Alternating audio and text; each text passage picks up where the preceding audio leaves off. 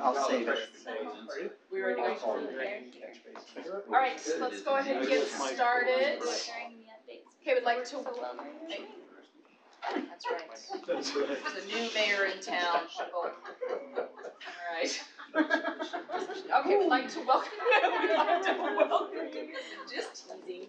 We'd like to welcome you all to our November 14th work meeting. So, in jest, I am filling in for Mayor Watts, who has given us notice that he won't be attending tonight, either the work meeting or the regular meeting. So, as per the process we have set in place, when the mayor is unable to attend, we have voted on a mayor pro tem. That is me until we choose another one. So I am happy to go through the agenda tonight. What's that? We're stuck.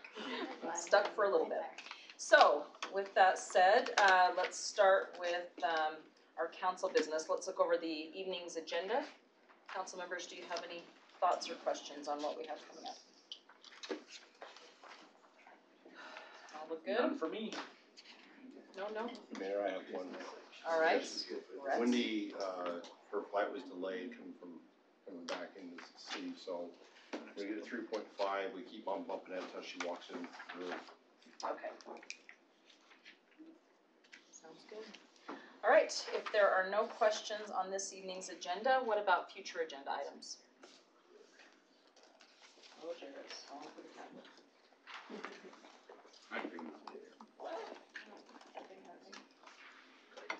All right. Okay, great. Already moving smoothly. This is good news, council members. And let's go with administrative reports, and we'll start with a follow-up discussion regarding the fencing ordinance amendments with Michael. Okay. So this is currently in the hands of the Planning Commission, and we believe that there was some interest on the council to maybe just continue this conversation. We've already talked about it once before.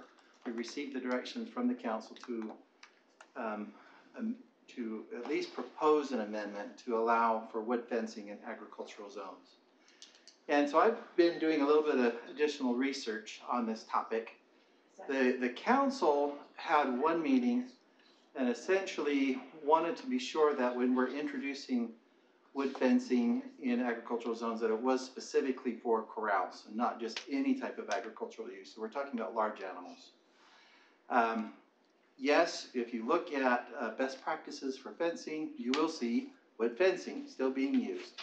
But it was interesting as and I quoted this in my memo to you, looking at like various university ag reports, various fence providers to the agricultural industries. There are other materials that are often recommended in lieu of wood fencing, and oftentimes wood is used primarily in posts if it is to be used in agricultural situations. So like this one is actually metal pipe with wood posts, and in this you can see that's a type of a wire fence. So this seemed to be more predominant in the best practices, the management of agricultural use. Now this is what I'm finding. I know that Councilmember Oren has a personal experience, and others may have personal experience that we can talk about this issue tonight. Some even, we're just saying just metal posts alone are good. There's certainly a concern for maintenance as well as what is good for the animal itself as far as preventing injury or ensuring that the fence does provide a safe and secure location for the large animals. So I include, there was actually one site that was recommending essentially kind of an industrial strength vinyl, but I did not see vinyl often rise to the level of recommendations as far as what's a good product to be using in an agricultural large animal setting, but it can be done. So this is the current draft that was before the Planning Commission. You can see that we're just basically saying Wood may be allowed when, in connection with large animals. But as I was starting to do research, I began wondering, might we want to be more specific? Like, are there some certain best practices where how wood should be used within agricultural zones for large animals? Or do we just basically, allow the property owner to use their best judgment? Or do we want to try and narrow how that's used? For example, could it be used only for posts? Or is it appropriate to be using for rails as well? Anyway, so we just put that before the council for discussion. I would agree with that, be as specific as possible. I think that's largely what our discussion was before, was mainly about using it for posts. Yeah, I guess I disagree. I've had lots of rail type fencing around animals. It gives you a spot to tie up, throw a saddle on the rail, a lot of different things that you can use to have a. And I guess I go back to liberty a little bit. It's like, well, it's not liberty. It's not nanny too much what people do with their fencing. If you have an animal, you have a large investment in animals. Horses don't come cheap, cows don't come cheap, none of these animals come cheap. And so it's incumbent upon you to fence them properly because you don't want them getting injured. So I would say to you that an animal owner most always is going to be careful about what they're putting around their animals anyway. So in practicality with that, what are we seeing in terms of fencing in Harriman right now? Yeah, I think there's a huge variety, but part of it is right now you can't put up a wood fence in Harriman, so you're not seeing any of that. Right now, it's usually that no-climb fence with steel posts is for agriculture, and everybody knows that it's own animals. Now you want the animal to be safe so it doesn't get caught up in some get cut up stuff, but if it gets out, it's a liability of the homeowner or the animal owner. It's liable if that horse goes out and causes an accident or gets in front of a foot of a car. And we've seen less animals loose in the last 10 years than we used to have. Is that a result of the different fencing? I don't know if it's that or just someone being pushed out, they're not here as much as they used to, and they used to have like 10 or 11 horses out around a couple. More specific, like some more to. Yeah, I think a lot of it's too, there's just not a lot of animals around. I think it's a combination. And I believe you can correct me if I'm wrong, but Utah's actually a fence out law. And so actually, if your animal gets out, other than if it causes an accident, you're not liable for the other people's yard. I know, I've definitely had horses out on the golf course up on Prospector, and it's actually a fence out, obviously, the second they're out, because of electric fencing, by the way. That's when I read the electric fencing on here. I was like, no, let me help you understand electric fence. But, so I'm not suggesting that we require that, but I just think that we have to just be careful as far as wood posts are fine, I think rail type fencing is fine for animals, but I think most people are gonna try and fence their animals inappropriately. Yeah, we've seen similar experience, I won't say where, but people didn't have the right proper fence, and they also didn't take care of the animals either. When we had the animal services out and the vet checks, and we actually abated a few animals with residents. Not only did, there is a huge investment, but they weren't taken care of either one. But That's the concern. If you have a standard, then they are at least gonna get fenced in properly. yeah. But yeah, I like the restriction of on agriculturally zoned properties, which allow for large animals. I mean, that limits it to basically this use. So was this the recommendation forwarded by the?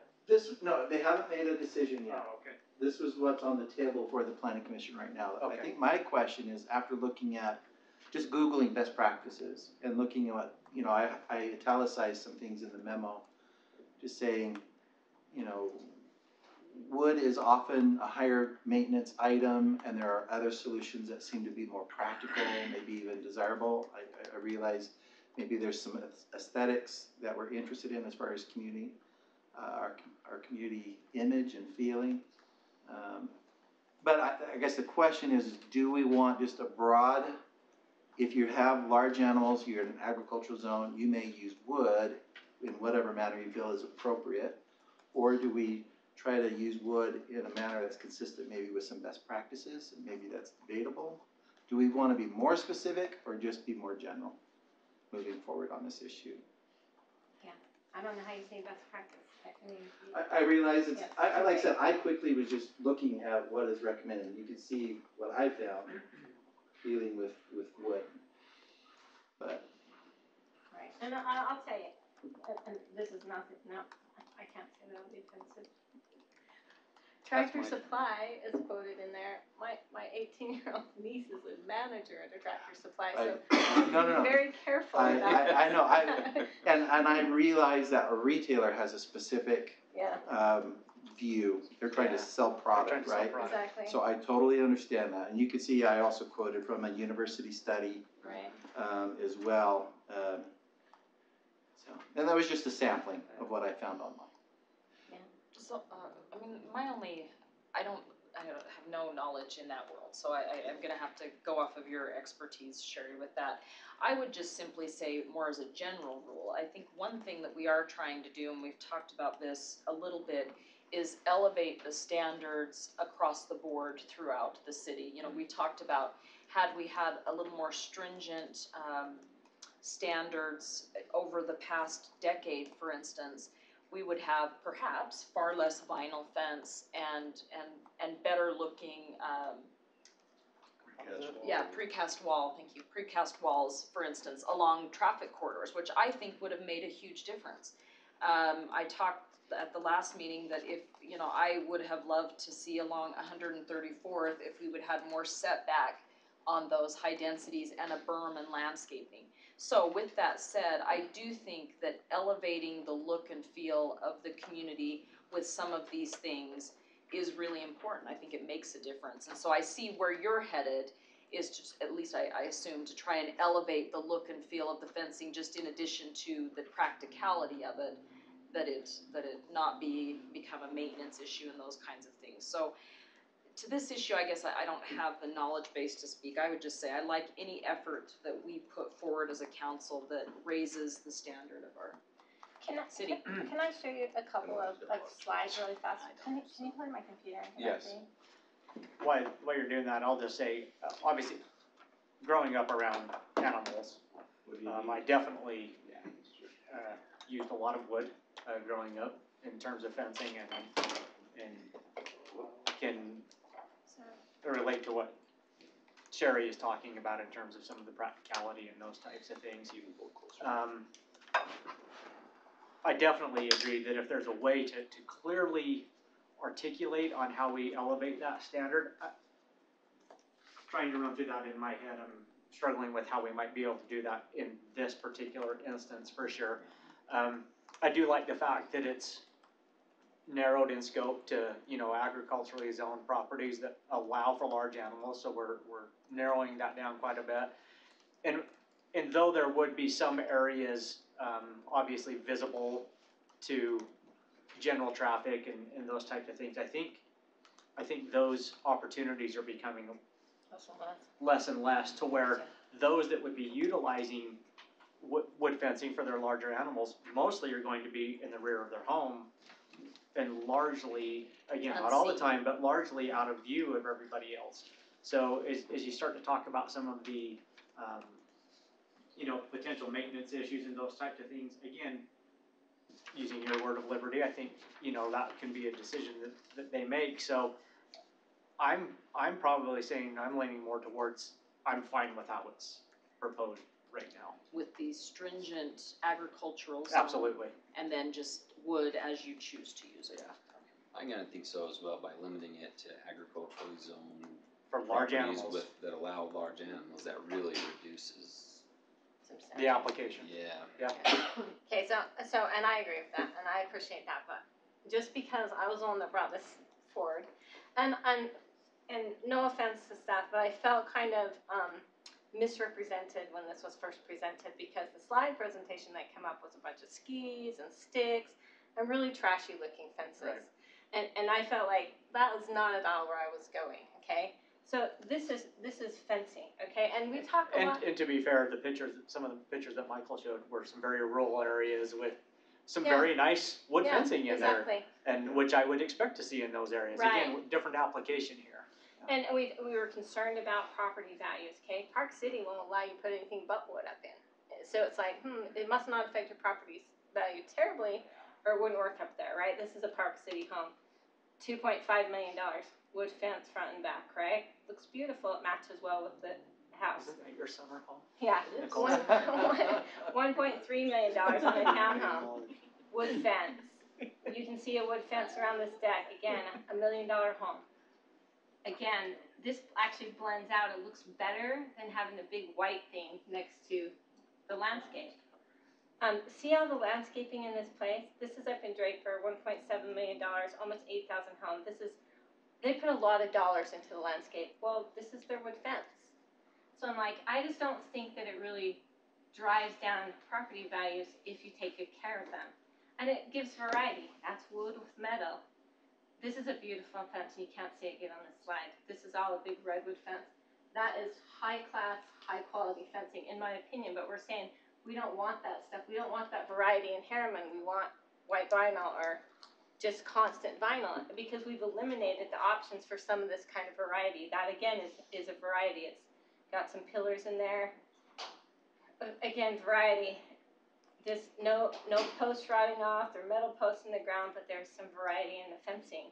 You cannot do this on a vinyl fence. Do not screw screws into a vinyl fence, because they will definitely fill up with water and crack and break. This is actually louvered fencing. This is just simply, you can open and shut them if you want privacy or not privacy. Interesting. But that's, again, that's wood. Wood fence. Wood fence. Wood fence. Look at that wood fence. That is beautiful, right? I mean, I'm just. That's all cedar. Well, I'm just saying, but they're at. Well, speaking of cedar, you know what kind of posts? Go out to the Danzig and wonder how many years those posts have been in. Those are cedar posts that just simply don't ever rot off. Anyway, I guess my point was, and this is just a little internal garden fence, a little picket fence. Well, we wouldn't even allow somebody to do that in their little garden inside their own yard. That's not a shared fence with anybody else. So that was really my point when I was asking it to be brought back, was that I think that we're missing the boat on allowing some variety to happen in this city by saying, no, we can't. I've gotten complaints from residents, are you the white vinyl fence capital of the world? So I just think that we have to be careful when we restrict, because oftentimes that restriction can come back and bite you a little bit, because there are high quality fencing that might be wood. And there's no question about that it requires maintenance, but the vinyl fence around my house from the new subdivisions, it's been fixed 6 times in the last 2 years. You know what I mean? So there's no question about vinyl fences have to be maintained too. And you can't just pull out a rail, you have to pull out the whole panel. So Your comments are really good, Sherry. I know you don't chime in on these conversations, but, you know, if you think about like a Teton Village, that would lend to some more wood, but those are high quality fence. well, exactly. High quality, not That's $10 just a Not the Thinking grape, foot, not the grape steak not fences $10 that you a hate. foot. Those are Yeah. probably $200 a foot. Right. Well, and I'm just saying that I just think that we should be more careful, because there are some beautiful high quality fencing. I even think about like up in the Cove, if I'm building up there and I have all this oak brush around me, I don't want a big white fence there. It doesn't blend in well with my environment. You don't want wood there either because of fires. That's true, that's true. Well, and there's But- lots of different styles. But vinyl just does a big puddle too. If a fire comes, vinyl is, I guess it Yeah, doesn't it fuel melts. it the same way, but it's a puddle, right? No, those are beautiful. Just don't give me fences. cancer when it melts. That's Anyway, fine. so my point was that when I was talking about wood fence, I wasn't talking about the rotted off post, grape stake fence that are falling over. There are some beautiful wood fencing that we're prohibiting from coming here, and variety. That's the problem, is how do you get the one without the other? I don't know. Right, Architectural because there's controls. so, I mean, we just saw the data from the Architectural last meeting controls. of, we have 40% high density starter homes, et cetera, and those are not those pictures, those are the. That's right. But this is not a discussion about residential at all, so I don't wanna deviate Right. off, this is simply about Right now. agricultural zones, so I mean, I don't even wanna well, go there. Well, Is it's it? a fencing ordinance amendment. I mean, It's- that's how I was What's- looking at that's it. what is the It's thing just says. just for agricultural the zones, agricultural, yeah. are you saying you want it in Oh, other places? The reason, I don't know, I just thought that we were discussing the fencing ordinance amendment and When- about wood. Yeah, so when the fence amendment comes to you, it will address more than just this one topic. Right now, the proposal that the commission is studying is whether or not to allow wood for this one specific use Right. and purpose. Right. If the council wishes to talk about, a broader application, That's your prerogative. But I think that what you're likely to get from the commission would be limited to the agricultural application. I guess I just wanted to put that out there because my intent on bringing back wasn't to lower the standards and the quality that we have there, it's to bring it up. But I also don't like the cookie cutter look all through the city, you know, it's like, we want a variety of housing, but we wanna put up all the exact same fence. It lends to that same feel of, oh, everything's exactly the same, everything's a white vinyl fence, you know, oh, nope, that's a tan one, you know what I mean? But it doesn't give any kind of good variety to the city, I don't think. So that's my soapbox. So for this purpose then, for the agricultural zone, I'm thinking we've got 4 nods on support of that, so let's move forward then. Okay. And again, you will have another opportunity to discuss this after we receive a recommendation from the commission. Michael, I think what I heard on Sherry and others is there is maybe I would look at maybe certain areas where they have a different type of housing that would lend itself to more of a strong architectural design standard for a wood fence. That would blend well with the community. Even like in Danzy's, when we're talking about the upper end, when that ever comes, but larger homes, larger lots, it's down in the ravine, you know what I mean? It's just like, maybe it makes sense to have an upgrade on, or at least allow it to be upgraded. We'll broaden our research. Thank you. Okay, item 3.2, discussion and direction regarding mayor and council benefits. So this conversation Travis. actually started about a year ago in January about looking at, we actually looked at and surveyed several cities, and then Travis has updated that information about how we compare ourselves to other cities on compensation for the council and mayor and benefit packages. And he's gonna make a presentation to you of his information he's gathered, and then we'll entertain some discussion. Quick presentation. Great, that's what we like. So compensation strategy, right? Who doesn't love a good compensation instruction from the HR department? But you know, we do as a whole, as a city, right? We look at the market and we say, what's the public paying, what's the private paying? And actually we try to stay pretty close to being competitive and kind of being that 50 percentile or kind of being in the mid of those markets. Well, city council and mayors don't really operate in the public sector, and so we're really looking at the private sector. And how do we do that? We call other cities, right? We get their insight and compensation directly from them. And we also use a compensation survey study, which is very inexpensive to the city, where cities actually input their data and information, and we can extract it and pull it out. But there's a lot of interesting things going on in the job market. You got low unemployment rates. It's really driving compensation. So every year, Human Resources, we do look at the city's total compensation package. And that also goes along with city council and the mayor, right? So we broke it up between cities to an extent in 3 different categories. The first category is cities with part-time mayors, what they consider a part-time mayor, and what they provide for salary and health insurance. So within these cities, there's 14 cities that were fairly comparable to us, so we didn't take into account super small cities. But we're kind of looking at the mayor's average salary among those cities, about $20,500, and the city council's salary being about $13,500. Within those cities, so 93% of those cities offer the council health benefits. So if they're saying the mayor gets health benefits, and the city council, for the most part, also gets those health insurance benefits as well. Now the second category, cities that do not offer health insurance to the mayor.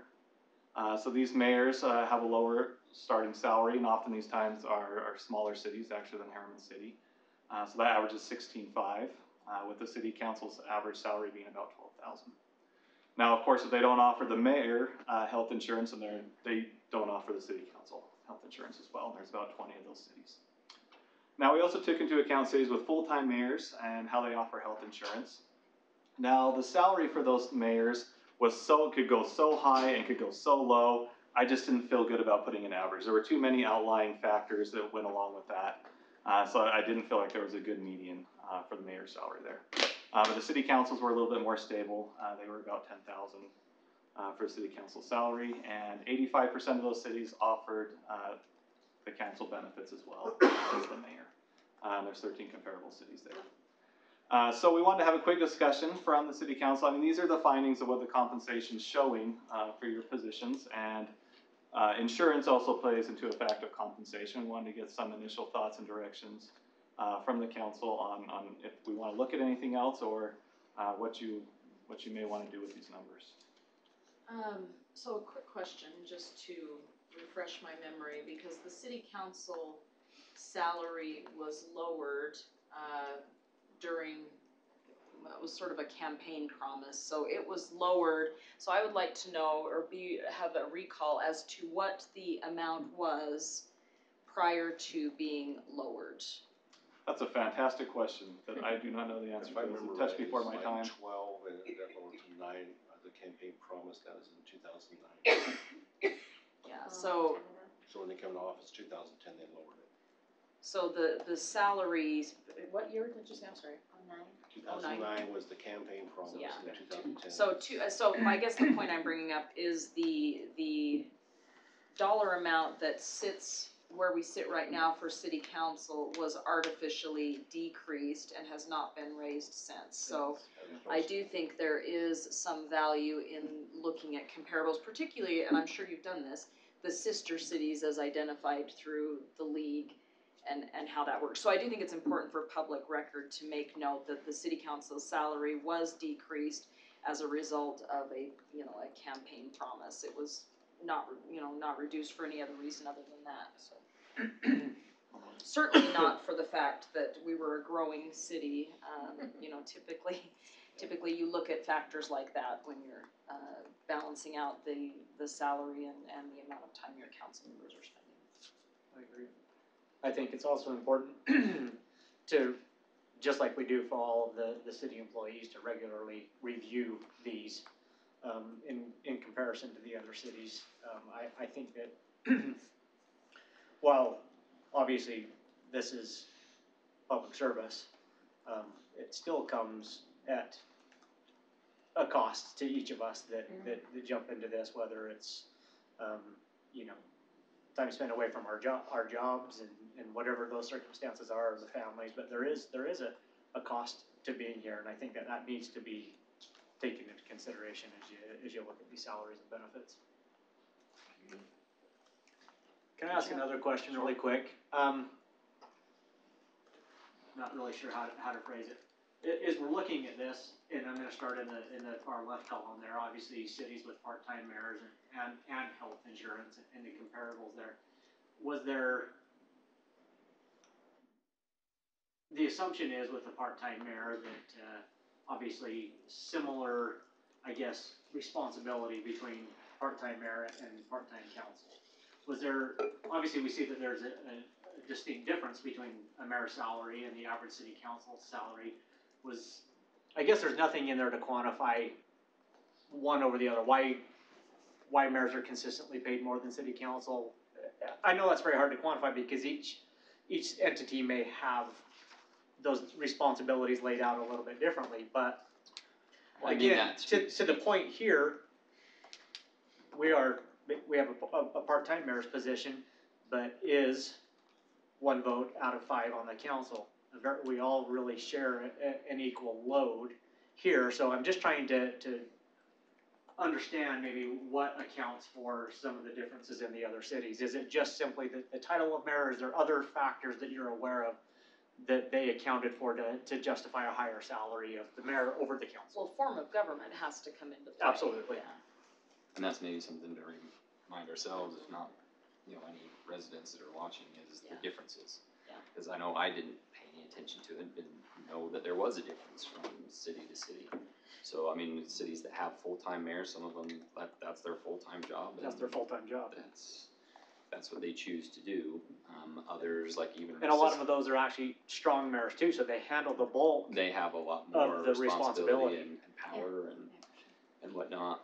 I think for the other two, at least what I've noticed, say just comparable sister cities, say like Riverton's city council is a 6-member council, right? The mayor's a non-voting member, still a part-time mayor, but that structure is totally different, and the responsibilities are different than ours, which is a 5-member council with a voting mayor. He's just one of the 5. One of the 5. And as we've gone through this past year, this might jump into one of the next items on the agenda, is that in the past, kind of going back in time, different councils have empowered the mayor with, more responsibilities at sometimes, and we've Or kind of- less, as the and we've case kind may of be, brought those yeah. back down recently. So I would think it kind of ebbs and flows with each community. I don't know that there's an Yeah. answer to that. I'm guessing there was nothing really tangible as you pulled this stuff to do any delineation between those numbers, right? I grabbed a handful, so there's probably 5 or 6 comparables that actually the mayor was pretty close to the city council in pay, and to be honest, I didn't look into see, did they have a similar form of government that we do? Yeah, there was one city that actually, they were all the same. Yeah. And so it is a minority, but there are some cities out there that do treat that very similar. So do you have a slide that shows the comparable cities? I've got a paper that I'd be happy to give to you. I was maybe just a little bit nervous about broadcasting that through. I But think between the full-time and part-time mayors, there was like close to 30. You had the comparables too? so as far as part-time mayors and, Just the cities you looked at. so 34 part-timers, yep. So pretty good. Very across. thorough. And again, they're similar, so I didn't take super small cities. I mean, there was Park City that was 39,000 on a part-time mayor, and the council was 20 some odd thousand. They were the high. Usually not. Which makes sense. So, It's a little more- Travis, just so I can make sure I'm understanding this, the middle column there, cities that, do not offer health insurance to a mayor, again, that's a part-time Yes, mayor there. part-time mayors, yep. And of those, you said these are generally Smaller. smaller cities in comparison to The Herring Herman? City, yep. Okay. We see more of the larger cities, the growing cities that are increasing salaries and benefits for their city council and mayor. So, and as I look at these columns, to me, the one that makes sense for us to focus on is the first column. Cities with a full-time mayor are largely, if not all, very large cities that we don't compare to, like a Sandy. It's just not a good, West Valley. just not a good comparison for us. As you've just articulated, the ones that do not offer health insurance are often the other end of the spectrum, very small. So again, I don't think good comparables.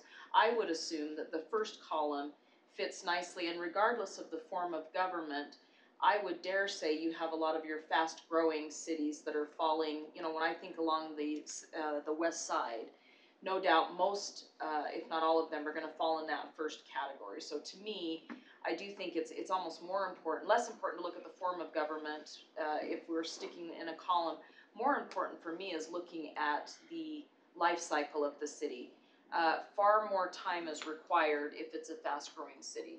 You have all kinds of closed meetings for real estate. We have all kinds of, growth issues that we have to deal with. And so in terms of the time necessary to govern a fast-growing city, it is very, very extensive when it's a growth city. So for me, that's where I tend to look, which then at the glance of it shows that we are quite a bit under what the average is paying. And so from that respect, I do think, and knowing, and I know from firsthand experience what the impetus was of the reduction of the salary to start out with. So, I mean, even if you had kept the salary stagnant since 2009, we would still be under, but not by much. That we're dramatically so, and that it was a political move is, again, I think not a good reason to lower a salary. So I think there is some remedy that ought to be taken, given that this was a political move and that we are quite substantially below similar cities that are in the same mode that we're in. So that's my thoughts. I agree. I think the first column is definitely the closest comparables. I know that we have seen some of the actual charts that you had comparing some of those cities, and seeing the ones that are on there, our comparable ones are kind of in that column. From the kind of historical point of view, on the mayor's side of things too, I think it's important to point out kind of what's happened with that. Going back in time, we talked about it earlier this morning, but. So can you let's give a little. I say my understanding, so Okay. correct me, those that were here, I wasn't here at the time, but when we had a mayor who resigned, and we had an interim, and then Mayor Freeman came in, and he pretty much, from my understanding, was kind of negotiated a higher salary and benefits for himself, but if you need it for his family, he had to pay for them, more of kind of a way to give him a bridge to retirement almost. And so that salary was increased and kind of partial benefits given, and it's just stayed that way. Is that That's correct. right? And with- When was that? That was, wait, It's been 4 years ago, Well, it was 4.5 years ago then. well, almost. December of 2013 is when it actually. Almost 5 years ago, so. Almost 5 years ago, yeah. December of 2013. And the point you're making now, Jared, and I think continuation of the point you made before, is the council has great latitude in terms of what they choose to do where it comes to benefits and salary for their elected officials. Well, and- yeah, every city's different, but kind of, I was trying to drop more to kind of what you were saying of understanding where we've been and how we've gotten where we are is kind of important, and now kind of resetting to the need going forward. Kind of my soapbox thing is similar to what Clint said, is it's kind of a delicate balance, pay and compensate for these kind of positions, because I'm a firm believer that this is public service. However, there is a huge cost to that, right? I mean, so I can only speak for myself and the people I'm associated with, being self-employed. Every second I spend here doing this, and what people don't realize is all the hours you spend at board meetings, and then meetings on the side, and taking time away from. Every second I spend away from my business, I'm losing money. And I speak with other people who I think would be qualified and would be great additions, and they look at me and go, "It's not worth it. It would cost me too much to do it." But on the other hand, we don't want to incentivize someone to try to be a career politician either. So it's kind of, and it's been a debate that's been ongoing in our country since day one. I mean, Benjamin Franklin, in this very same conversation, said that it should be non-paid. And Thomas Jefferson's response was, "Well, then you only have rich people ever have these positions. We'll never have true representation." So it's been like an ongoing debate over time.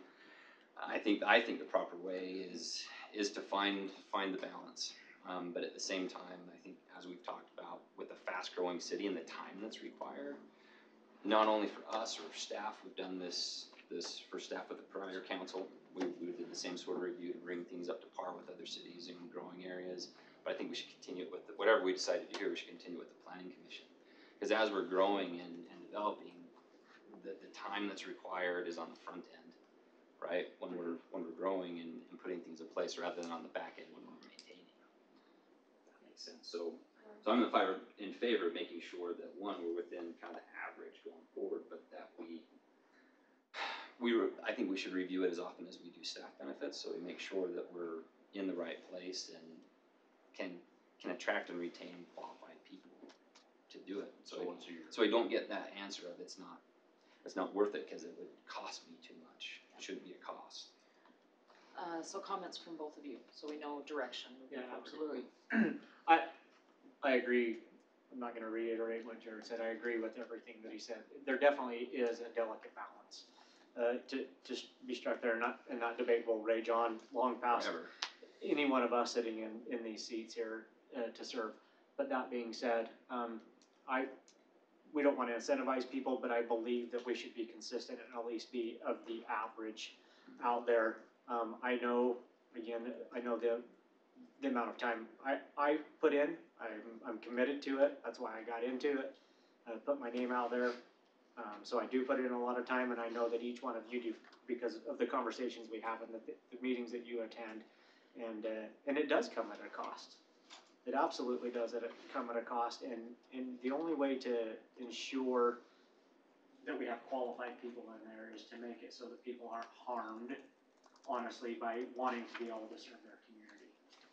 Certainly, we don't want to incentivize them, but I believe that we should. I believe that we need to proceed in looking at this and probably make some changes. And I wholeheartedly agree with the mentality of looking at the planning commission as well.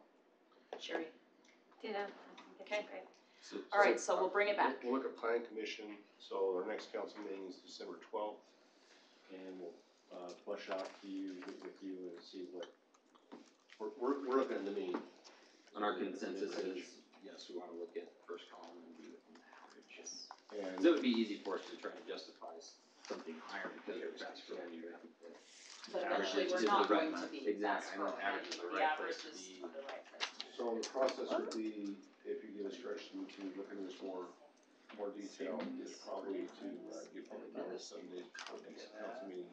He tried to shoot a chance to respond and have our hearing and have another regular decision, December 12th. So we have 1 month in December. Yeah, I think the public response would be interesting, cause literally anytime I'm working with somebody or working on an issue with them, they say, do you pay for this? Yeah, we make $9,000 a year, and they say, you're an idiot. Well. 50 cents an hour. And those are the nicer responses we Why hear. are- Well, the public is like I said, they think you just come to these meetings, that's, I mean, I know myself, I've talked to several times a day already today. Well, there's some people I talk to who think that this is my full-time job. Like they think this is, that we're on the far right-hand side and we're all full-timers. Well, then you So it's like the perception's all over the place. Yeah, they don't see the emails or me showing up on Yeah, your there's doorstep probably a on reason. Saturdays and Sundays and at work today. All right, Okay, thank you very Thanks, much. Travis. All right. Oh, sorry, John. Just 2 points, if you're gonna increase salary, you gotta have the notice and a public hearing for the council. And the planning commission, the state statute says legislative body may authorize a member to receive per diem Per and meeting? travel expenses. Oh, And I don't know what per diem means. Yeah, I think, I tell you this, we'll do some history on that in the 12th, as well. Planning commission was increased and it has decreased and it has increased again, I think, I'm not sure what it's at, but it's usually per meeting. And then so much for training, we said more for training. And my understanding is that, having served on the planning commission not long ago, that basically attendance is tracked and they're only paid if they're in attendance at those meetings or trainings. Which I think is consistent with what we should do, especially if you're basing that on a per diem, that it's based on attendance and only so much per attendance. So And that's correct, we do pay only if they attend. we'll make sure we put public notice some days before the next council meeting, so we'll be on the 5th where that lands, so. sounds good. All right, item 3.3, continued discussion from July 11th, 2018, City Council work meeting regarding the mayor's travel expenses for mosquito abatement and Washington DC. Brett. So I was asked by several of you to bring this back, because there was been a lot of residents reaching out to all of you, asking when we was gonna bring this discussion back. We discussed this July 11th, and, there was some comments made about what we're gonna do moving forward, and nothing's really happened. And so I'm looking for some direction, what we should do.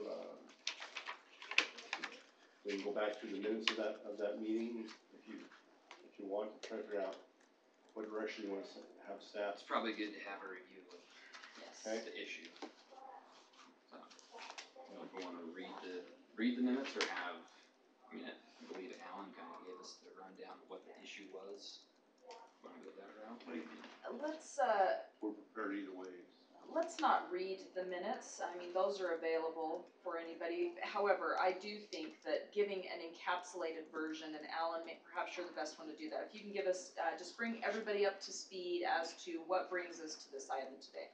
Now, the more, I was gonna say, that there's been some public comment to you all, I know you've all received email, and actually, we have received some right to our office as well, asking us when it's gonna come back, and why we were not discussing it, why we had not, I mean, we just looked like, But what I want Alan to specifically to get to is the genesis of this issue, and then we can kind of do updates. So let's start with the genesis of the Cause issue this is first. going back to July 11th. Well, I wanna go back a little further.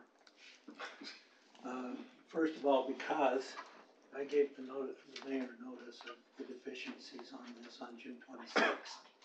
On when? June 26th. June 26th. So And when you say notice of deficiencies, was that, I sent him an email telling him that, we were missing most of his receipts. We were missing the receipts for $2,306 of his $3,600 expense report.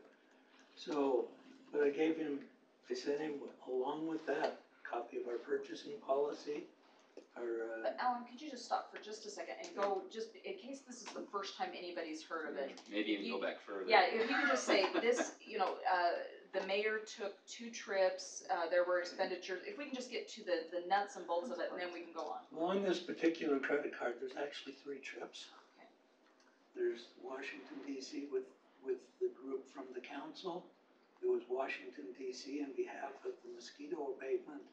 And then there was Las Vegas, part of the ICSC. And Okay, this is the mayor's credit card. yes. When I look at the ICSC, trip, I don't see any problem with what's there.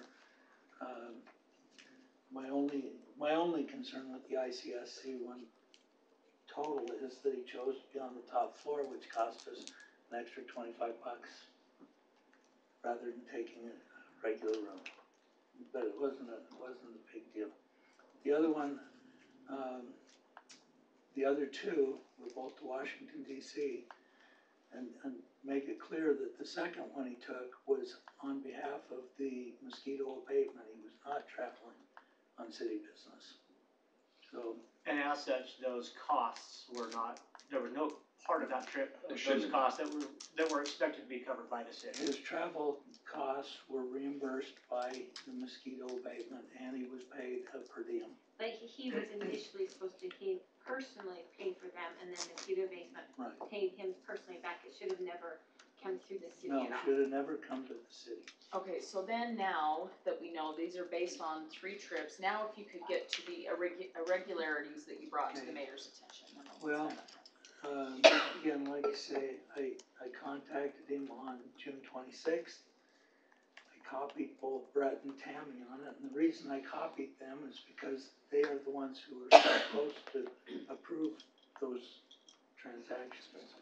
Tammy maintains the budget for that legislative budget, and so she signs off on it. And Brett also required to sign those. And Brett also is the one that approves any travel costs. Anyhow, when I got the receipt, I had, I wrote to him that there were 20 transactions. It was actually 21. He had 14 receipts with it, but 6 of those 14 didn't include adequate support. So we asked him to provide more. He's provided more at this point. Currently, we are missing 9 of the receipts, but I qualify that 7 of those items I do have a receipt on that do not meet the requirements of our policy. 7. So, anyhow. How were those receipts obtained? Well, the 2 largest ones and the 2 that are in dispute in this, or that I figure are most egregious here, were obtained by my staff.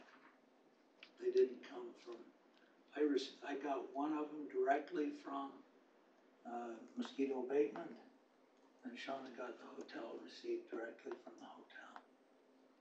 So between those 2, we're talking about $900. It's the biggest share of what I contend.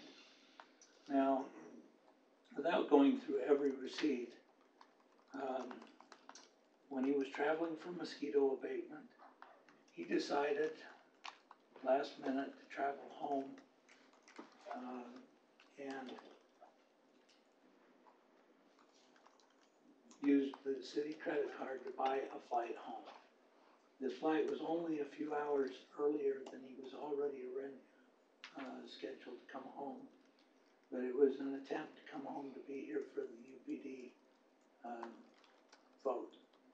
But we had a quorum, Yes, and we were not anticipating him joining us for that. there was a quorum, and he had already been, By phone. He was going to participate. we had already made arrangements for him to participate by phone. So there was no family critical emergency No. or anything like that? No. Have to be home for. And none of us had asked him to try to be here. Was it that same day that he had confirmed he would be joining us? Participating in the training. The same day he The same. purchased the ticket, it was the same day for the meeting.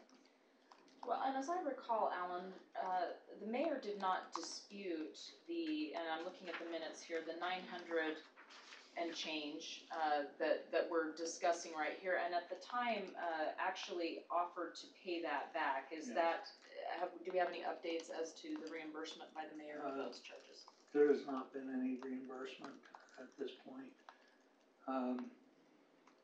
In addition, onto the ago, he also used an Uber to travel to and from the airport that day, which again was part of the mosquito abatement travel. The other major item, Sorry, Yeah. but you're saying he used the city credit card for each of these? yes. And on the previous trip to Washington DC, there were some of you traveling with him. The plane was overbooked, so they weren't gonna let you come that night. He went to a different airline and supposedly arranged travel home. Instead, he flew to Denver and stayed over there in a hotel that seriously exceeded our per diem rate. Again, with the city's credit card. Since that July 11th meeting, the only thing that we've had on this is he's wanted to look at some of the other travel expenses. He wanted to know what the ones who stayed in Washington DC had to pay for a room compared to his. In my mind, that's kind of a mute thing because the ones who stayed in Las Vegas or in Washington DC stayed within our policy. Those who, when he went to Denver, he went outside of our policy. The other communication I've had on this from him is that we had stated in the July 11th meeting that this had put us over our budget for our travel, and so I have detailed to him the amount of overage in our in that fund for travel. At the time that he actually traveled or incurred these costs, we were $250 over budget in that. But as you remember, you kind of towards the end of before that trip authorized Nicole to go with you, which we knew and talked about here that we were going over because of that. But all of his costs put us almost $1,500 over budget in that item. So all of those things are violations of policy. Tammy is the controller of that budget. Should have been the one consulted to find out if there was budget for that travel. Our travel policy requires all travel to be specifically approved by Brett. And so that's the basis of what it is. And frankly, I've never seen one this bad as far as documentation. In terms of lack of documentation. Lack of documentation. Most of our employees try pretty hard to make sure that they have. To that point, I'm dumbfounded, and going back to the minutes, the mayor stated at that time that the purchasing policy for the private sector was different, and I think we all refuted that to the point that no, in fact, it's, if anything, it's more stringent. I mean, again, being self-employed, I have to do that, if not more, to report to the IRS. So, I mean, that notion I think is just ridiculous. Wait, but even before that, because I went back and listened to the meeting again today, and he asked if he could speak to us because he said he'd only learned about this a half an hour prior to the meeting. But it sounds like he learned about this June 26th, correct? That there was some problems. He learned on June 26th that it was a problem.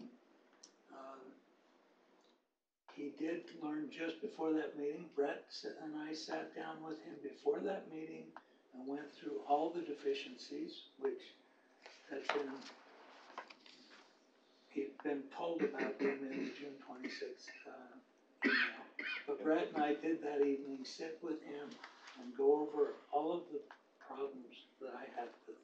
But there was some prior knowledge to that, so it wasn't really blindsided 30 minutes. No, the reason for that meeting was, we didn't know how to deal with it. It wasn't Right. getting reconciled, and I had to come to council and ask you, what do you want me to do with this?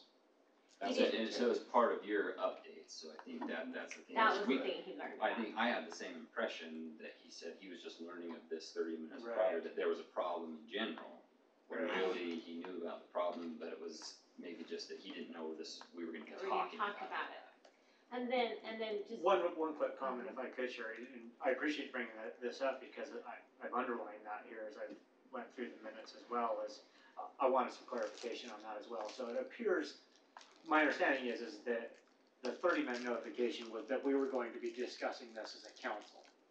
That was the 30-minute notification, but clearly he knew that there was an issue with this some 2 weeks prior to this, June 26th, and we're now talking July 11th, correct? But what I'm gathering from this is that in that 2 weeks, there had been no attempt thus far for him to reconcile these noted deficiencies that he was made aware of via email. Is that accurate or Well, not? he did, he prepared one, missing receipt, form, which is part of our policy. It's supposed to be a rare thing, but he did fill out one. For all of those missing receipts or for one specific? One specific. Okay, And I might mention that too, is that the one that he filled out was for $50 at the Grand Hyatt Hotel for breakfast, which he put on the receipt that he was having breakfast with Gordon. Gordon can't remember that, and we can't find any documentation to support it at all. You know, we went back to the hotel to try and come up with something we could. It may be valid, may not. We don't have anything to back it up. He did come in with a few small receipts. But like I say, the big ones came through us contact. those other few receipts that he came in with, again, were they prior to us discussing this on July 11th or after? Before.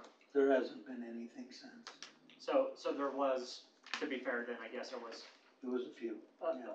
some attempt to address a few of these, but certainly not the major charges that No. really are kind of the crux to this issue. The big tonight. ones that really stand out in this were, I don't know, it's funny that they're the ones that were missing, you know, that we couldn't get anything on. So, I guess one of the big, well, a question to ask then is, again, all of us, including staff, have heard from residents and such of, you know, when is or why hasn't this issue been brought back? So I guess I'll ask Brett. Well, and if I may, I was under the impression from that meeting on July 11th, he had agreed to basically, we'd given direction to reconcile the amounts, and he had agreed to pay that Well, back. here's and his we're- very quote. I have already agreed to pay everything back up front. He said that like about the third or fourth sentence into the meeting. And then he says, I'm happy to have a very open public discussion about the use of public funds. It's public money, it should be held to a higher standard. I look forward to having that discussion and providing that information to you. I look forward to having that discussion to move forward and show the public that we are treating their funds as appropriately as possible. Those are quotes verbatim from the meeting. So the answer is, yes, he said, I have already agreed to pay everything back up front. That was Which I think is, I mean, and we'll get to kind of some of the other issues that came up, but my understanding was that that was going to be paid back, and here we are months later, which is kind of why we're bringing it back now, and the comments we were getting from the public is, has he paid that back, and why have you not made it yet? So Me clearly, too, sorry. has there been any discussion to this point then, since that conversation on July 11th to now, has there been any discussion of repayment, form of repayment options has there been any of those discussions at all? No, there's not been any of those kind of discussions. Since the time when he committed to pay that? No, I've had, like I say, 2 communications with him about this since then. And that was looking at the hotel rooms of the ones who stayed in Washington DC and whether or not we were really over budget. His email said he was challenging what staff said in the meeting about being over budget, so I sent him the documentation. I don't understand what that really has to do with your own responsibility to square up your own. Right. Just Right, square up regardless your of bill. whether we were over budget or not in that line item, has no bearing on whether this was a valid charge or not. Yeah, I don't understand. So I guess So kind of back to your. to my question then, again, to be fair, to be able to try and answer that question that I've been asked and I know you've been asked. why did we allow this amount of time to lapse prior to bringing this back for discussion? We was contacted by the district attorney's office, they was looking into the expenses the mayor wants in the city credit card. And so we felt like to give them time to look into it. We have not heard back from them for quite a while, they did ask for records and information through the summer. But, we've not heard anything for quite some time now. And, so out of respect to the mayor, respect for the district attorney's office, we didn't talk about why we didn't bring it back. So when have we last And but per your direction, because I was communicating with you. So what, when was the last time we reached out to the Attorney General's office to find out what the status is? District attorney. Or, I'm sorry, district attorney to find out what the status is. Ooh, I want to, it's been probably 6 weeks. Two. Two? Well, John, That's what he said.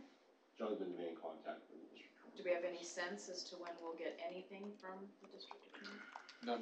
and my understanding is they're not looking into whether these are legitimate charges in relation to our policy, that's for us to decide. They're looking into if there's any criminal intent. Is that fair to say? Well, it definitely doesn't follow our policy. Whether there's criminal intent or not would have probably do with the plane ticket that he got back, where he got credit for the one from the mosquito abatement, and then bought a new one with our credit card. So the reason I state it that way is for the public who are asking us why have we let this much time elapse? And if the district attorney is looking into it, what is the district attorney looking into that we can't do? Well, they really haven't told us, but they just asked for records, which we've been accommodating to everything they've asked for. I won't say that publicly, they would ask for. It'd be inappropriate. I guess I also want to make a comment, because most of the feedback I received was, why is this happening? What are you guys doing? How come this is happening as far as misuse of the credit cards? We also got a concern from a citizen who was concerned about, didn't feel like it was appropriate to have that discussion with him, that public of a meeting, but I guess publicly I need to state that it's because we're public officials. This is public funds and public money, and so it has to be stated in a public meeting. You have to be accountable. Each one of us has to be accountable. We talked, even the mayor himself said, it is public money and we should be held to a higher standard. So if we're held to a higher standard, this is the only place we can have those discussions. It's not a backdoor quiet meeting where we say, why are you messing up on this? We're accountable to the public, and so these are the meetings that has to be had at.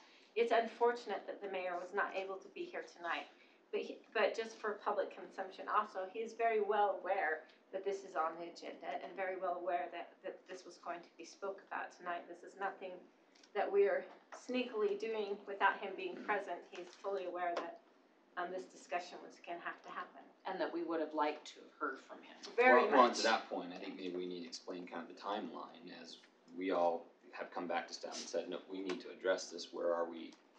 At very least, at least my mindset is, we need to address the repayment. I mean, if we haven't heard anything from the district attorney's office, we don't know what they're looking at that way. I mean, our job is to make sure the public funds are secured, and I don't see any reason why we should delay requiring repayment of that, for one. So that's kind of why, at least I think that's why I know that's why I've put pressure on to bring this issue back and get that resolved, and then look at what we do as far as sanctioning or preventing this from happening again. But to me, the timeline is important for the public to know that we're not just picking a time where he wasn't here to go through this. He's, in my mind, chosen not to be here. We noticed this meeting, he was informed this was gonna be on the agenda. We've been told in the past that due to the district attorney's involvement, he's obtained some legal counsel of some kind and has been told not to attend any of these meetings. We then said, well, if that's the case, we'd like to know who to talk to, who's the legal counsel. Do we know who that legal counsel is? No, Have we been contacted by any legal counsel? And also, as late as last Friday, we had an all-day meeting here, our retreat Friday. And at that point, I think we're all under the impression he was gonna be here tonight to discuss this. we hadn't received anything. There was no indication that he would not be here. There's no indication otherwise until an email this morning at 7:51 a.m. that says, "Council, I'll be out of town for the rest of this week and will be unable to attend tonight's meeting. I would ask that Mayor Pro Tem Martin please chair the meeting. In regards to item 3.3 on the work meeting, as there is a current independent third-party review of this item in progress under the direction of legal counsel, I will be unable to participate in any conversations or discussions regarding this item until the review has reached its full conclusion." Which I'm a little confused, given his statement the first time about, yep, we need to talk about this and no problems. It's contrary to the first Everything's meeting contrary. and the comments that were made. Even as late as last week, yep, I'll be there, and if I'm not, I'm not. So I guess we need to decide what to do going forward. I would say, beyond anything, the funds need to be paid back. We know what's legit, what's within our policy and what's not, and what needs to be paid back. And I think we need to set a time frame, a deadline that needs to be done by, in what mode. Yeah, no, and I think, first of all, just getting back to what Sherry said, I wanna make it clear, our policy is very good and sound and stringent and was made more stringent a couple of years ago, as I recall, to try and make sure that we were good stewards of the taxpayer funds. So I guess the first point to make is our policies are sound. They are very similar to both private and public, other cities. So what we're talking about here are clearly violations by the mayor of a policy that is very standard and is put in place to protect the taxpayer money. And I think from the minutes, we can clearly see that he admits that there were failings on his part and that he was going to remedy those, both in the form of receipts, as he was able to get those, and then payment back. So to me, this is a failure of the mayor to follow the policy, which he is fully admitted to here. Then that leads us to the point right where you are, Jared, which is now it would seem to me that as a council, we can take some direction that at least puts some forward momentum to this. So, I mean, I agree with you wholeheartedly. I would like to approach the mayor and ask for the reimbursement of what he has already agreed to pay, and give some sort of deadline on that. So if we're in agreement, that's one forward progression we can make with this and direction we can give to our staff on the repayment of is it in fact $956.31? That's what I believe. Yeah. So that would be the first direction, I think, to give to staff. I would also mention, he mentioned in this, it was his first one, it was actually his second one, and his first one was good, had what it needed. His first expense report? Expense report. Okay.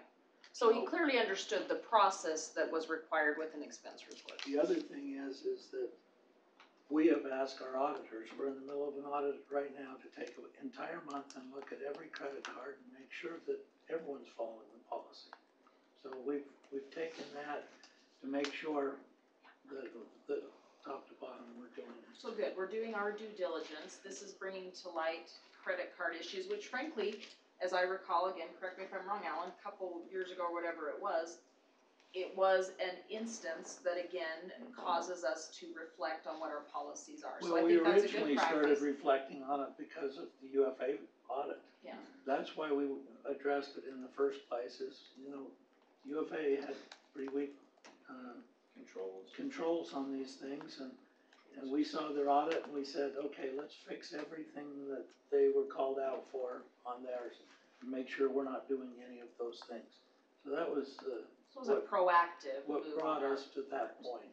We weren't because we found anything in ours, but there were some weaknesses in our policy that could have been exploited like they've done elsewhere. So that was our purpose. Okay, so in terms of direction to the council, that's one. Did you have some other thoughts, Well, I was Jared? gonna point to John and say, is there, the notion of this third-party review and legal counsel, is there any legal reason why we wouldn't proceed with Requiring the repayment and? None. I will say that I think it's unfortunate we have to ask. I think it's unfortunate we're 5 months down the road and we have to Absolutely. enforce this issue. Especially because of, I would have hoped it would have already been done, given the conversation. That's, I'm just at a loss. If there's a legitimate legal reason, I would think we'd have been contacted by an attorney or had something, but it sounds like there's been absolutely nothing on that front. So as far as, I think I would like to proceed with giving staff clear direction on. I would also like us to reach out, sorry, I'll go You're right to you. I would also like us to reach out to the district attorney, and ask what the status of that is, just so we have an update. And then, I'm sorry, Clint, go ahead. Just a couple of comments as we've sat here and talked about a couple of things. To what Sherry brought up earlier, I just want to reiterate the fact that I believe it would be irresponsible for us to have this discussion in anything but a public forum.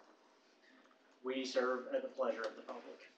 We are stewards over the public's money, which this is dealing with.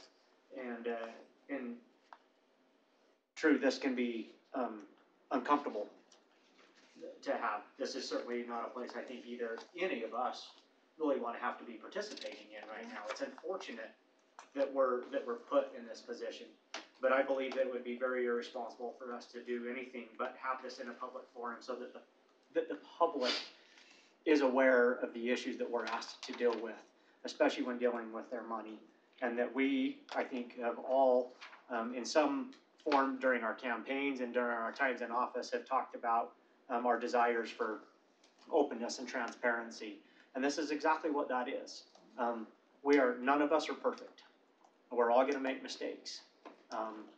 And we need to be willing to be able to have those difficult conversations when they happen and make the necessary corrections moving forward to make sure that we continue to garner that public trust that they have put in us. And so I just felt strongly that I wanted to acknowledge Sherry's comments and reiterate those on my own side. I also want to make sure that it's noted, as it was in the previous discussion in July, especially when it talked about the mayor stating he was unaware of our policies. But at that time, it was also mentioned that us, as well as the mayor and any new employee of this city, at the time that they come to this city, they are given a copy of the policies and procedures for the city. And each one of us are asked to sign to acknowledge receipt and review of those, which did happen in this case.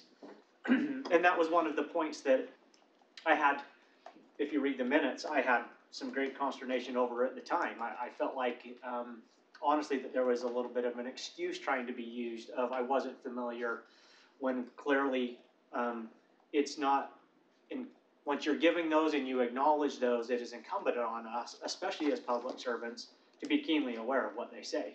And that process was followed with the mayor in this one. Well, now I will say, go ahead. I was gonna say, even to that point, I think I mentioned this at the time last time, and I'll keep looking to John, but there is a legal principle called willful blindness, right? Is that I chose not to be aware, right? If you clearly should have been, you acknowledge that you should have been, and then you claim that it happened because I didn't know. That's still on you. That's not an excuse. Yeah, I don't even wanna argue the merits of the policy, because it's so common sense that you bring a receipt and that you put the purpose, I mean, I don't even wanna go there. My biggest issue is this, I want repayment of the taxpayer money. I think anybody would understand a purchase policy. So I do think it was an excuse at the time. But it's hard for me to take that next step as to what else do we do, because for me, if I felt like he was accepting responsibility, I'm far more apt to do less than more. If I feel like there's an acceptance that I did wrong and I am trying to remedy it, versus what Alan is characterizing for me is, rather than take and accept responsibility for what are clearly failures in following the policy, which is a pretty standard policy, instead there was seeking out evidence for other things. So again, that to me doesn't speak to accepting responsibility. So I don't know how to answer the second question of, do we take the credit card away? I don't know, because I want to understand if he accepts responsibility for it. That matters to me. I want the public to understand too that when whether it's employees of the city or whether it's us as elected officials, have expenses acting in the capacity for the city, using your credit card is not the only way that there is to pay for those expenses. There is also the alternative of paying for them ourselves and then submitting receipts for reimbursement to recoup any of those costs that are warranted for us. I know that since this discussion, and not only this, but based on several other things, because credit cards are so heavily scrutinized, obviously in audits and by the public in general, my credit card has been turned back in. I don't even have possession of that anymore. And I think I've heard similar things from other members of the council. I would say that one of the other necessary steps is honestly for our own protection, but for the city's protection as well, is that we don't have access to those credit cards, that we're not put in a position to where we're going to use that to pay for something that may or may not rise to the appropriate level to meet the threshold of the policy. Because there is another avenue that if we believe that there is true reimbursement needed for something, there's an avenue for us to do that. And that is to submit receipts for reimbursement. So That's a great. So I believe that from a policy standpoint for ourselves, for the elected officials, is that we take that option away. That we do not have credit cards. That So agree. most of the time, if we are traveling on city business, there's usually another staff member with us. Or they can book the hotels Or for they you can or look and pay. whatever. There's a lot of other avenues, and I think that this really cuts out a lot of potential For abuse. for abuse and also for getting the city for ignorantly doing something. in hot water. Because you just Absolutely. simply Well, and didn't it's, know. this, Yeah. this highlights the difference, right? Because the next question that we need to ask is, well, so what do we do? How would we treat it? What would happen to a regular employee, right, that violates Yes. policy? But that was the first quandary for management was, well, what do we do? We know what we would do with the staff member, Mhm. but for an elected official, the rules are a bit. I think we should clearly state what would the normal process be internally for a staff member, realizing that that can apply here. I wanna go there, Yep. but to your point, this highlights the difference. And it's been, the credit card thing was always explained to me as a convenience. So this is my third year on the council, and I destroyed mine in the first year. To me, it was a liability. I didn't wanna be responsible for it. I never used it, so I didn't wanna be responsible for it. And I've to your never point, used mine anything either, that so we it's do, not- yeah, we just rely on you guys take care of it, and if there is something, yeah, we can provide a receipt and be reimbursed. Because it is different as an elected official going forward, I'd agree that makes the most sense, is, I can see how staff for you guys as a convenience, absolutely, but Absolutely. for us, that's how I always viewed it, was it's more of a danger to me than anything. So then I'm hearing a direction with 4 nods that for elected officials, we remove the benefit, is not a good word, we Convenience. remove the use of a city The credit access card. and use, yeah. Yeah, I think that's a You know, the big way By the policy is written right now, if you don't have a credit card, you turn in an expense report to be reimbursed. It's already there. If you don't have a Right. credit card, that's the way it works. So I'd say then, if we don't need to modify a policy, then in practice, that we discontinue the practice of Issuing. supplying and issuing those And our cards. travel is all arranged through the finance department, through Shauna. So, you know, the travel is already dictated the way we do it for everybody. And the purchasing policy allows you to, if you don't have a credit card report, credit card, you can submit the report for reimbursement. And, you know, again, that would be Tammy approving that with Brad as well, since they're the ones that supervise that budget. And the same would be true for, in the travel world, per diem. So per diem is paid obviously to cover some of those incidental costs that come up in the course of travel. And I think that we only submit afterwards if we have some of those incidental charges. I don't even, like say, following the general rule of fronting the per diem for us, I just don't think is necessary. I think most places I've been employed or been in those situations, it's always been like that, pay it and submit your receipts, we'll reimburse you, it's Right. cleaner that way, Yep. it's much easier that way. And it's less likely to abuse it because, I'm not gonna spend my money on that, you know, I mean, it's And just. generally, yeah, the policy is that you're reimbursed within the guidelines of what the per diem is. The GSA. Rather than be issued it upfront and you make money that way, absolutely. And I'll just re-echo what you said a little bit ago too, cause I wouldn't even care so much about the next conversation if this had already been paid back and taken care of, Right. just because it was a mistake.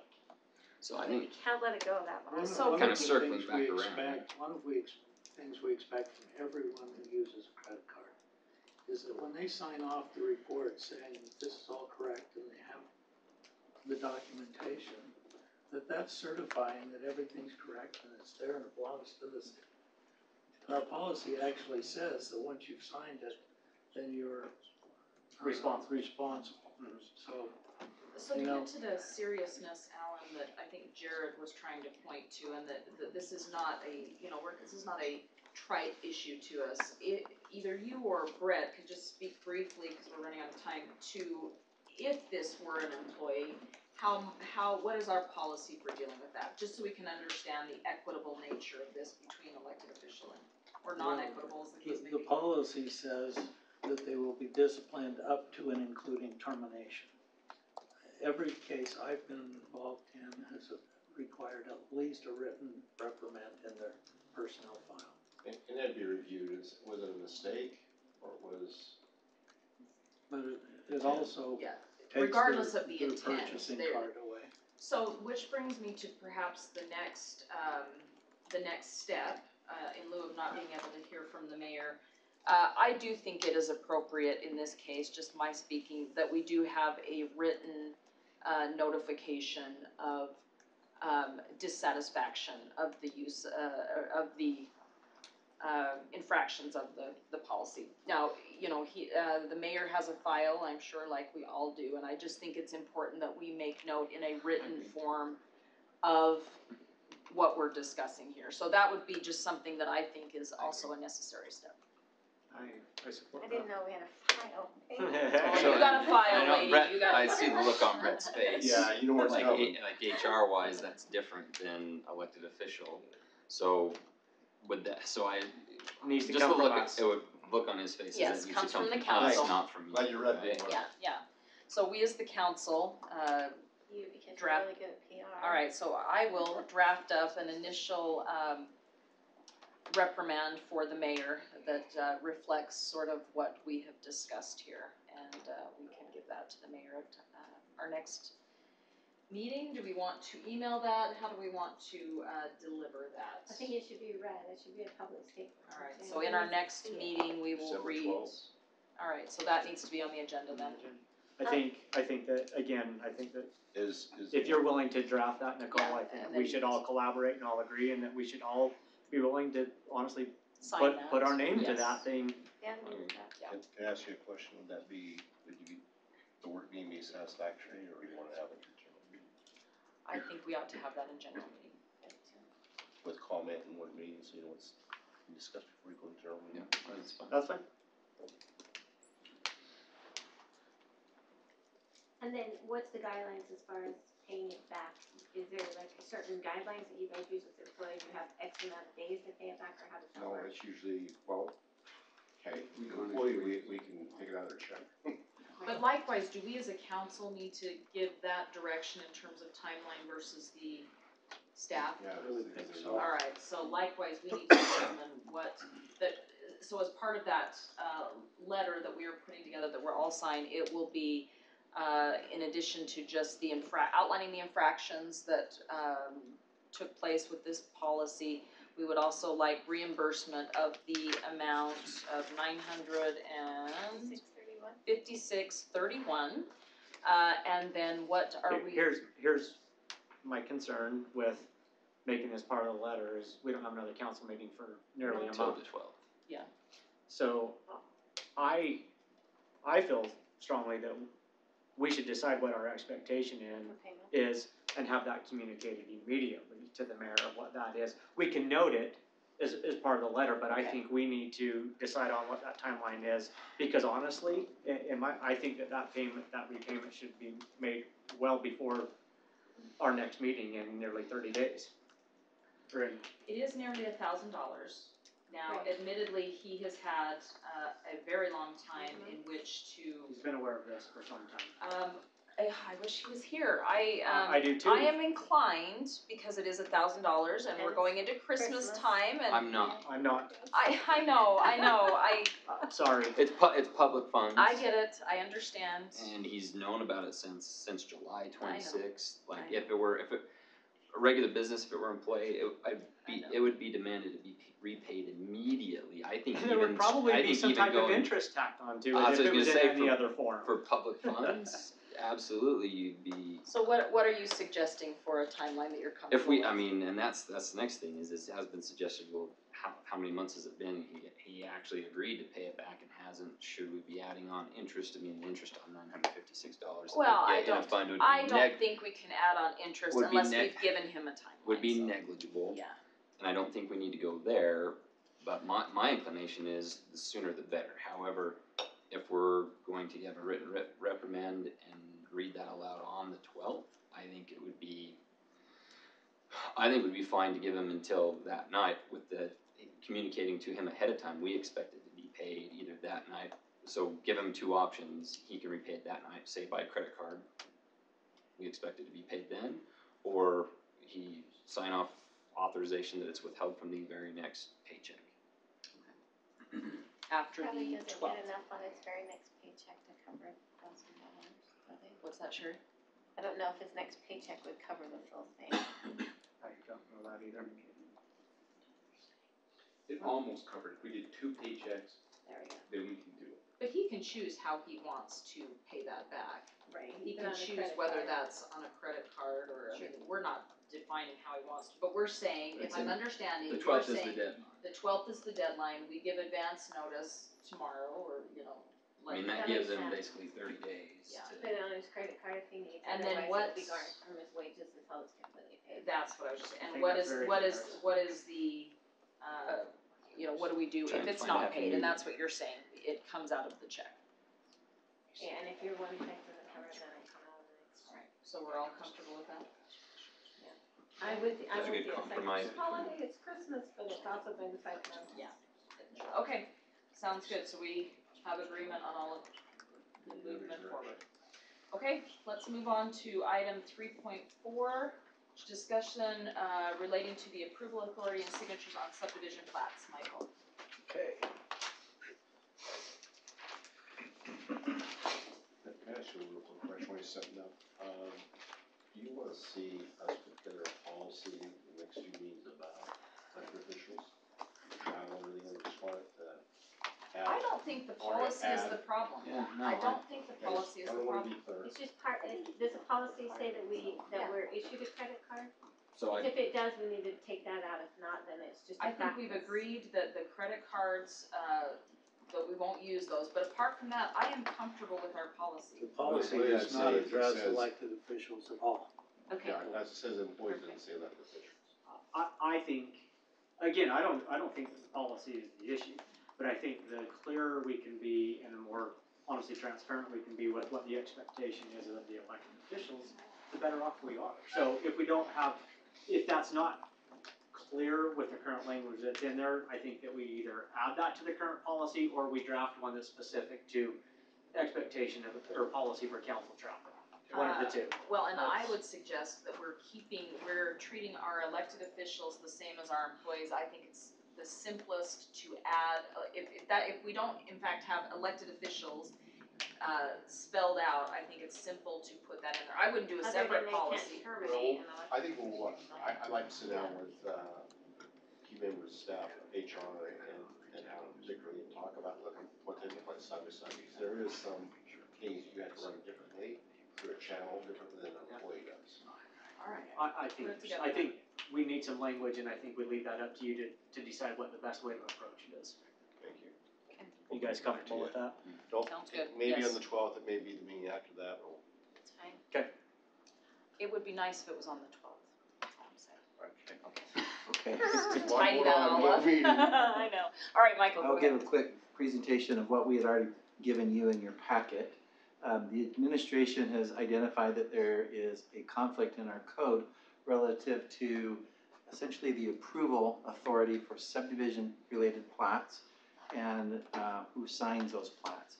I stated in my memo that the state code says that the land use authority of the municipality is, who has the authority for approving these plats. And the city code identifies that that land use authority is the planning commission. Now, we basically have preliminary plats that go through a type of process, and the planning commission is the authority that approves preliminary plats. A final plat, staff is really processing the final plat. It's not presented in a public meeting, but again, we're doing this all under the authority of the planning commission. We're making sure that the final plat is consistent with their motion to approve and with city code. There's a number of signature blocks on these plats that we gather in the approval process. A plat amendment is also something that goes to the planning commission for review and approval. And again, that has a two-step process. When that's presented in a public meeting, that's a preliminary approval, and then it goes through a final review. Now, anytime there is a subdivision amendment or a subdivision request that's involving some type of vacation of a city interest, a right-of-way, or some other public property, it requires a vacation process, and vacations have to be reviewed by the city council. So that one, you technically are the approval authority when it's involving a vacation, and that's in our current city code, and I quoted that section to you. Now, when it comes to the final plat, as we're going through and gathering the signatures, there is a statement here that says the signature block for approval by the city council as evidenced by the signature of the mayor. So we're gathering the mayor's signature on all plats. It's pretty typical. The conflict is that this seems to imply that the city council is the approval authority on all final plats, and the mayor is basically representing the council's interest or role in the subdivision review and approval process. So that part, that one implication is incorrect. It's really, as you can see, we've identified that 3 of the 4 actions that we take involving subdivisions, the planning commission really is the approval authority. So the mayor, when he's signing the plat, is technically not representing the city council's authority in approving those. Only in cases of the vacation request is that really your approval authority. So we've identified this as just an inconsistency in our process, and we've asked if the council has any direction on what you'd like to do further. This is just for discussion. You don't have to make any final decisions, but if you, in reading the memo, have come up with some ideas that you would like us to listen to and to do, let me know. That's what I'm here for. We're looking for some direction, so we can go back to a future meeting. It needs to be adjustable one way or another. Yeah.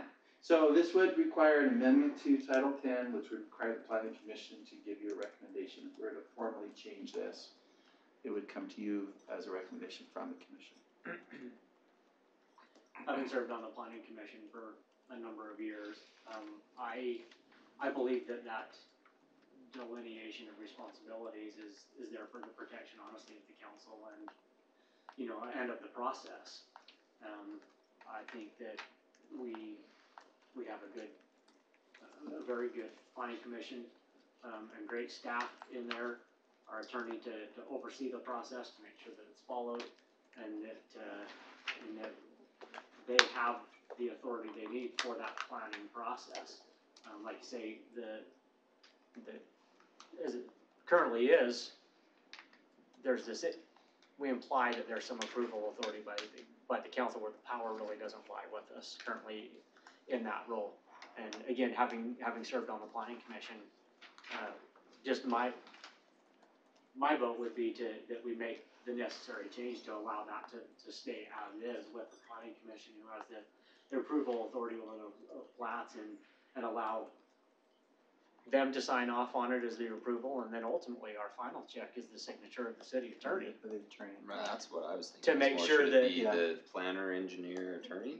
And again, I think if we have a question or a concern, currently our city planner is not on there, and again, he works with the planning commission, but if we felt necessary, but I'm actually comfortable with the final signature being by our city attorney. And that's really we absolutely have to have the attorney Yep. sign off on that, yeah. He's the one, we pay him to keep us out of hot water, let's, Well, that's my thinking as far as signing off on the plat. I don't think any of us, I mean, you might, having served on the planning commission, but No. I wouldn't know what we're I looking wouldn't at. know what I was looking at, even Where do I sign? even the planning commission members. I would think that the city planner, engineer, one of the two, and the attorney would be.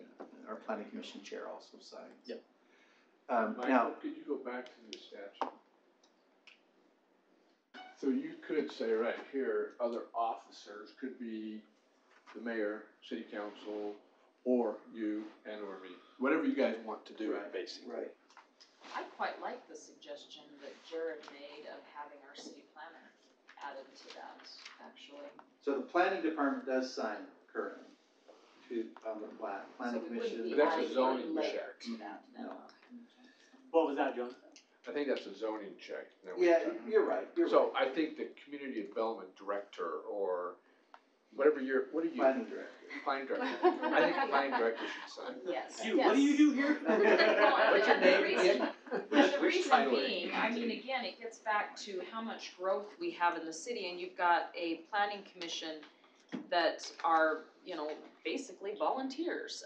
You know, they're not living and breathing the growth Right. of the city. It feels like an omission to me to not have the planning director on there.